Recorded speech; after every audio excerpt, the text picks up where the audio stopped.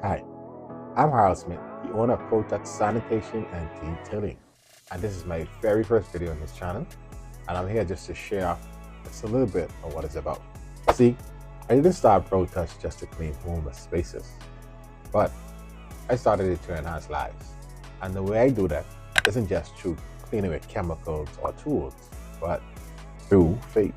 Every decision I make, I want to be able to start it with God, so that could be hiring individuals, the way I treat clients, the way I do cleanings, or just the way I even do prices. For me, the Bible isn't just a book that we use on Sunday, but it's a guide for personal development, but also business development. So, if you're someone that wants to grow your business, or just wanted to stay grounded in faith, or maybe just find your purpose, you're in the right place. This is just the beginning, and I'm honored to have you here. Let's grow together.